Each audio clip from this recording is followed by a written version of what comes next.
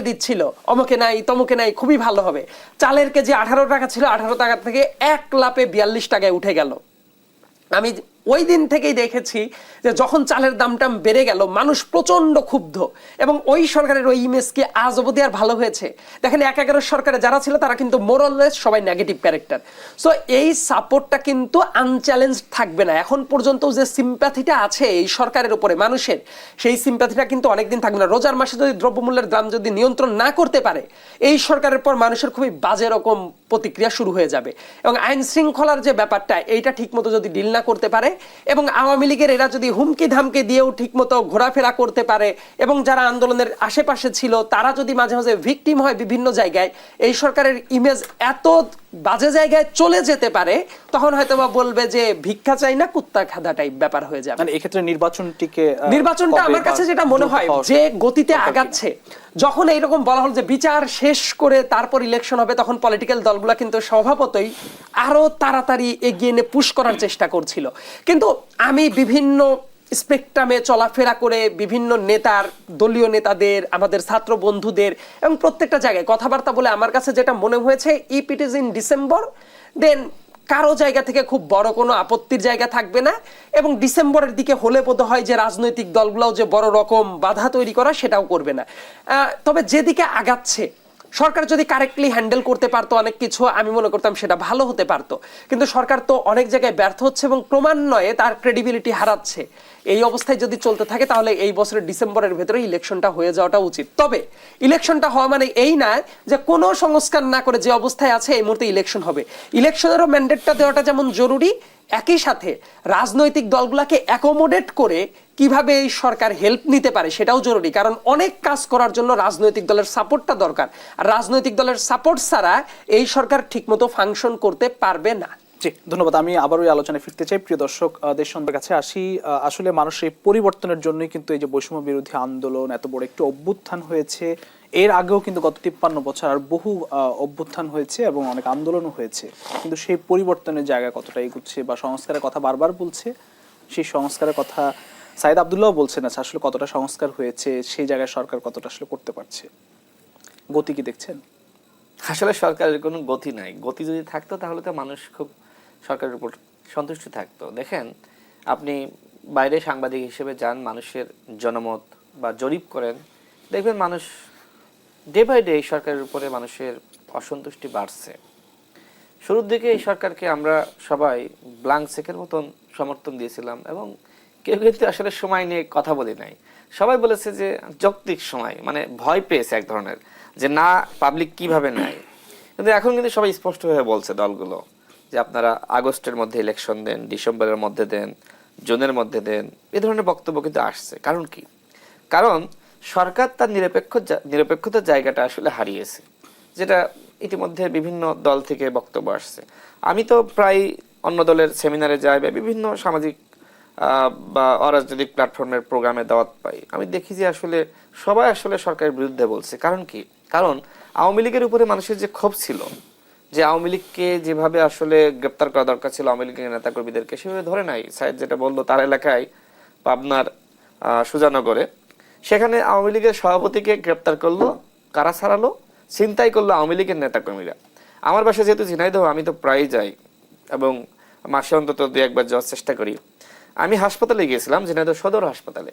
সেখানে দেখলাম যে বিএনপি এবং জামাতের কর্মীদেরকে কুপিয়েছে কারা? আওয়ামী লীগের নেতাকর্মীরা। আওয়ামী লীগ তৃণমূলে এইভাবে বর্বরতা চালাচ্ছে। এগুলো মিডিয়াতে আছে? কোথাও আছে? না। সাংবাদিকরা এখন গ্রামে যেতে ভয় পায়। কারণ কি? কারণ গেলে ওই নিউজটা যখন কাভারেজ করবে তখন তাদেরকে ধাওয়া দিতে পারে, কুপাইতে পারে। এই হচ্ছে তৃণমূলের রাজনীতি।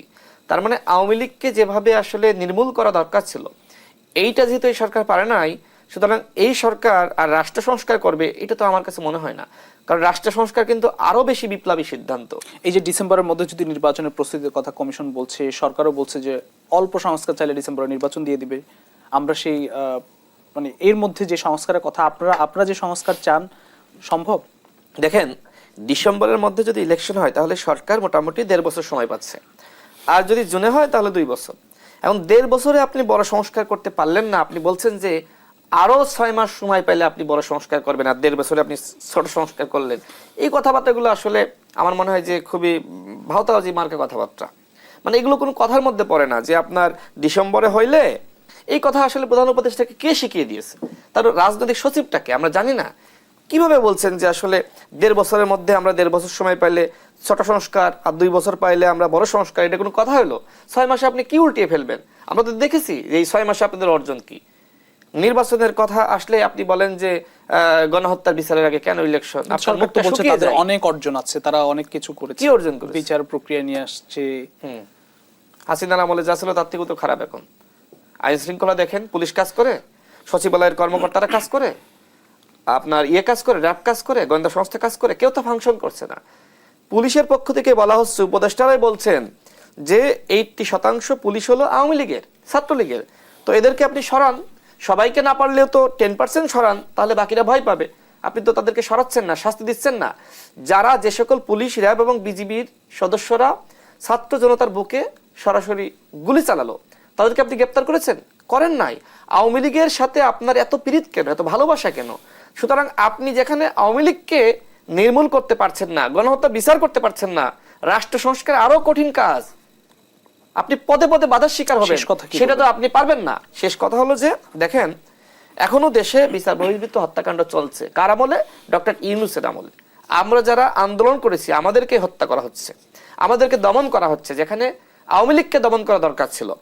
সুতরাং এইগুলো বন্ধ করতে হবে, এক।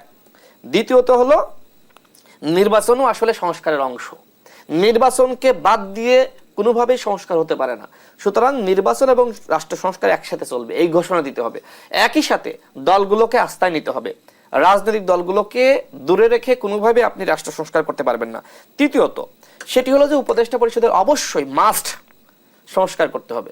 উপদেষ্টা পরিষদের এই বুড়ো এবং যারা বয়স্ক, যারা আসলে বলে যে আসলে এত সমস্যা, আমার মাথা হ্যাং হয়ে যায়, এই বয়স্ক মানুষগুলোর মাধ্যমে কোনোভাবে আপনি রাষ্ট্র সংস্কার করতে পারবেন না। যেহেতু এটি একটি বিপ্লবী সরকার, যেহেতু হয়নি তারপরে বিপ্লবী সরকার দাবি করা হচ্ছে, এই সরকারের উপদেষ্টাদেরকে অবশ্যই বিপ্লবী হতে হবে। এবং একই সাথে সর্বশেষ যেটি বলবো, দেখেন ইতিমধ্যে কিন্তু অনেক সমন্বয়কের বিরুদ্ধে, উপদেষ্টাদের বিরুদ্ধে, উপদেষ্টাদের পিএস, এপিএস, সচিব নিয়োগ প্রক্রিয়া, বিভিন্ন জায়গায় নিয়োগ প্রক্রিয়া, এইগুলো নিয়ে ধূম্রজাল সৃষ্টি হয়েছে। টাকার বিনিময়ে নিয়োগ পেয়েছে, অর্থের বিনিময়ে বিদেশে লেনদেন হয়েছে। আমি সেই জায়গা থেকে বলবো যে প্রত্যেক উপদেষ্টার সম্পদের হিসাব, 6 মাসের সম্পদের হিসাব অবশ্যই জনগণের কাছে পেশ করতে হবে। এপিএসদের 14 গোষ্ঠীর সম্পদের হিসাব নিতে হবে। এবং গোয়েন্দা সংস্থাকে বলবো, আপনারা এখন এই উপদেষ্টাদের 14 গোষ্ঠীর সম্পদের হিসাব খুঁজে বের করেন। কোথায় কি হলো, বিদেশে যারা যারা গিয়েছে, কোথায় কার সাথে বৈঠক করেছে, সেগুলো কিন্তু খুঁজে বের করতে হবে। এপিএস যারা আছে তাদের 14 গোষ্ঠীর কোথায় কার সাথে লেনদেন হয়েছে, ফোন কল, চেক থেকে শুরু করে, আপনি জবাবদিহিতা প্রতিষ্ঠা করতে চান না, রাষ্ট্র সংস্কার করতে চান না। সুতরাং আপনার সম্পদের হিসাব, আপনার জবাবদিহিতা আগে জনগণের কাছে দেন। কারণ ইতিমধ্যে সন্দেহ, সংশয় শুরু হয়ে গেছে যে সমন্বয়করা এই লেনদেন করেছে, অমুক উপদেষ্টা এই লেনদেন করেছে, অমুক উপদেষ্টার এপিএস এই করছে, পিএস এই করছে। আসলে রাজনীতি করি তো অনেক শত্রু হয়ে যাবে, যে কারণে কথাগুলো বলতে পারি না। তবে এই যে ধূম্রজাল, যেটি সায়েদ আই থিঙ্ক সেও বলবে, যে এই যে এত এত অভিযোগ, ডিসি এসপি নিয়োগকে কেন্দ্র করে কেলেঙ্কারি, বিভিন্ন জায়গায় দপ্তরে যে নিয়োগগুলো হচ্ছে সেটিকে কেন্দ্র করে লেনদেন, এগুলো কিন্তু চলছে। কালকে আমি একটা সেমিনারে গিয়েছিলাম প্রেস ক্লাবে, ইনক্লাবের একজন সাংবাদিক দৌড়ে আসলেন আমার কাছে, বাইক থেকে নেমে আমাকে দেখে, রাশেদ ভাই অমক সচিব এত টাকার বিনিময়ে নিয়োগ পেয়েছে, আমাদের কাছে তথ্য আছে, আমরা তো লিখতে পারতেছি না, লিখলেই তো আমাদের উপর চাপ আসবে। সেইখানে 2 জন ডিজিএফআর কর্মকর্তা ছিল, আমি তাদেরকে বললাম, তারা আমার সাথে পরিচিত হইতে আসলো। আমি পরে ওই সাংবাদিককে ডাকলাম, ডেকে আমি ওই ডিজিএফআই কর্মকর্তাদের বললাম যে তার সাথে আপনারা কাজ করে আপনারা তথ্যপত্র বের করেন। তো এই হচ্ছে অবস্থা, এইভাবে তো আসলে দেশ চলতে পারে না। সুতরাং এই দেশের যদি আসলে আপনি সংস্কার করতে চান, আপনার মানসিকতার সংস্কার করতে হবে। আপনার রাজনৈতিক বিতর্ক থাকতে পারে, কিন্তু আপনার সততা নিয়ে, নৈতিকতা নিয়ে যখন বিতর্ক সৃষ্টি হবে, তখন আমি বিশ্বাস করি না যে আপনি রাষ্ট্র সংস্কার করতে পারবেন। ধন্যবাদ জনাব রাশেদ খান। সাইদ আব্দুল্লাহ, আপনাকে শেষ করতে চাই, যে নির্দিষ্ট সময়ে কথা বলা হচ্ছে নির্বাচনের, এর মধ্যে প্রয়োজনীয় সংস্কার সম্ভব কিনা বা সরকারের সেই গতি আমরা দেখি কিনা? সরকারের গতি সোফার অ্যাপ্রিসিয়েটেড না। মানে যতটা আশা আমাদের পক্ষ থেকে ছিল সেই গতিতে কাজটা চলছে না, এটা বলতে আমি আসলে কোনো ঢাক ঢাক গুড়গুড় কোনো কিছুই করলাম না।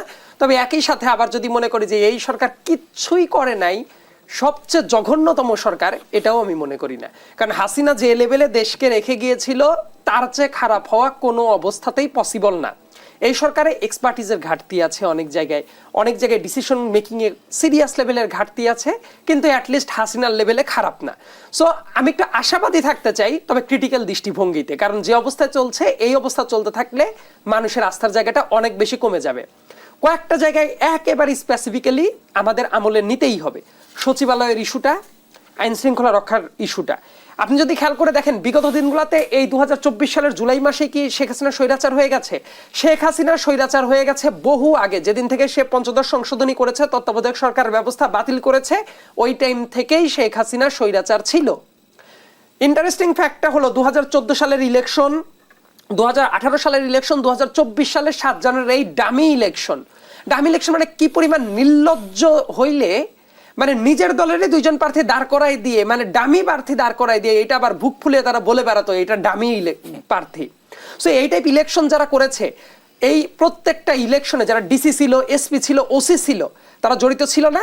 এবং এই ইলেকশন যারা ইঞ্জিনিয়ারিং করে দিত তাদেরকে নিয়ে এসে পদক দেওয়া হতো। বিগত দিনগুলোতে পুলিশে যাদেরকে পদক দেওয়া হয়েছে ইলেকশন ইঞ্জিনিয়ারিং করে দিলে তাদেরকে সে পদক দেওয়া হতো। সেম গোস ফর যারা সচিবালয়ের যারা ইঞ্জিনিয়ারিং গুলা করতো তাদেরকেও বড় বড় প্রাইজ পোস্টিং দেওয়া হতো এবং বিভিন্নভাবে তাদেরকে সম্মানিত করা হতো। সেই প্রত্যেকটা মানুষের বিচারটা আমরা দেখতে চাই। এই বিচারের কাজটা সরকারের করতেই হবে, এবং একই সাথে সরকারের ইলেকশনটা হওয়ার জন্য যে ধরনের ক্যাপাসিটি দরকার সেটা করতে হবে, সরকারের নিরপেক্ষ চরিত্রটা ধরে রাখতে হবে, এবং ডক্টর মোহাম্মদ ইউনূসের যে ব্যাপারটা ফিল করতে হবে, এই আস্থাটা কিন্তু সব সময় একই লেভেলে থাকবে না। এই জন্য যোগ্য মানুষ যারা আছে তাদেরকে নিয়ে আসা, একই সাথে তার গোয়েন্দা সংস্থা, ল অ্যান্ড অর্ডার সিচুয়েশন, এবং বেসিক্যালি আমি সচিবালয়ের কথা বারবার করে বলছি কারণ সচিবালয়ের কথা অন্য সবাই কম বলে, কিন্তু আমি যেটা ব্যক্তিগতভাবে মনে করি, এই সচিবালয় হইল সবকিছুর আকড়া। দেশ যদি ভালো হয়, সচিবালয়ের সবকিছু যদি ভালো হয়, দেশ অনেক ক্ষেত্রে ভালো হয়। আর দেশ জাহান্নামের দিকে যাওয়ার জন্য যে জায়গাটা সবচেয়ে বেশি মেকানিজমটা কাজ করে সেটা হলো সচিবালয়। হাসিনা কেন এত শক্তিশালী হয়ে উঠেছিল? কারণ রাজনীতিটাকে কমিয়ে দিয়ে এই আমলাতান্ত্রিক জটিলতাটা শেখ হাসিনা বাড়ায়, এবং প্রত্যেকটা আমলা ছিল তার একেবারে পাঁচাটা গোলাম। দুঃখিত, এর চেয়ে ভালো শব্দ আমি ব্যবহার করতে পারলাম না। তো এই যে কিছুদিন আগে সচিবালয়েও যে একটা বড় ধরনের দুর্ঘটনা ঘটলো, তারপরে কতজন সচিবকে বহিষ্কার করা হয়েছে? কতজন সচিবকে বহিষ্কার করা হয়েছে? এই সরকারের দোষটা হলো কোনো কিছু হলে রাজনৈতিক দলকে দোষ দেয়।